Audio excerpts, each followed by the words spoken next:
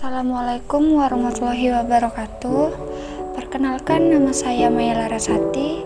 Saya dari Prodi Manajemen Pagi 1. Sebelumnya, di sini saya akan memperkenalkan dosen pengampu saya, yaitu Ibu Mariyati. Baiklah, pada materi ini saya akan membahas tentang bisnis abad 21. Apa itu bisnis abad 21? Yaitu keterbukaan atau abad globalisasi. Artinya, kehidupan manusia mengalami perubahan-perubahan yang fundamental yang berbeda dengan tata kehidupan pada abad sebelumnya. Abad ke-21 juga dikenal dengan masa pengetahuan, yaitu semua alternatif upaya pemenuhan kebutuhan hidup dalam berbagai konteks lebih berbasis pengetahuan. Selanjutnya yaitu upaya-upaya yang ada pada bisnis abad 21. Yang pertama ada knowledge-based education, yaitu upaya pemenuhan kebutuhan bidang pendidikan berbasis pengetahuan. Yang kedua, knowledge-based economic, yaitu pembangunan ekonomi berbasis pengetahuan. Yang ketiga, knowledge-based social empowering, yaitu pengembangan dan pemberdayaan masyarakat berbasis pengetahuan. Dan yang terakhir yaitu knowledge-based industry, yaitu pengembangan dalam bidang industri pun berbasis pengetahuan. Selanjutnya, tantangan abad 21. Tantangan abad 21 telah diwakili dengan akronim VUCA, yaitu volatile, uncertain, complex, ambigu.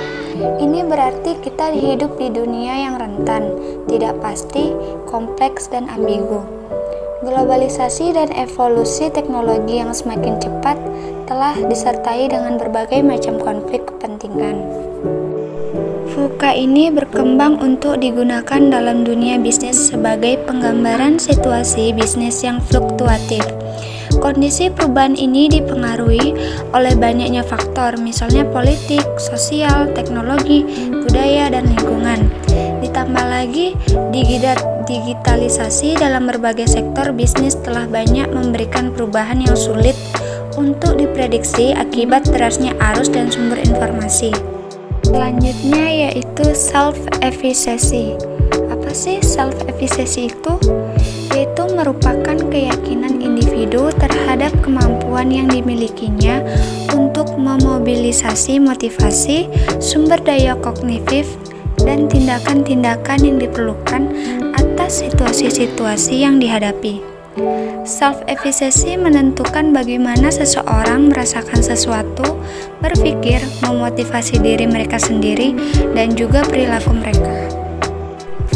Self-efficacy yang tinggi akan mengembangkan kepribadian yang kuat pada seseorang, dapat mengurangi stres dan tidak mudah terpengaruh oleh situasi yang mengancam.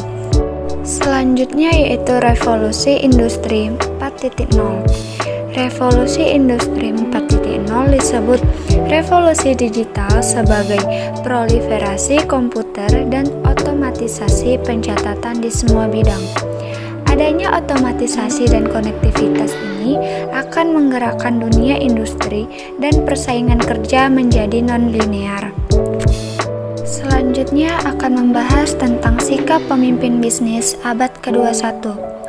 Organisasi, perusahaan, pemerintah, dan bahkan negara-negara di era revolusi industri 4.0 ini akan membutuhkan para pemimpin yang tidak hanya memiliki impian besar, tetapi juga berani menciptakan karya spektakuler dalam menghadapi era gangguan saat ini. Dalam memimpin, seorang pemimpin harus mendalam-dalam melihat kesenjangan terkecil dalam semua aspek kehidupan. Ada 4 agenda utama pengembangan kepemimpinan pada abad ke-21 agar tetap menjadi champion. Yang pertama yaitu menjadi rekan strategik. Yang kedua, menjadi seorang pakar. Yang ketiga, menjadi seorang pekerja ulung. Dan yang keempat, menjadi seorang agent of change. Baiklah, itu saja yang dapat saya sampaikan mengenai materi abad ke-21.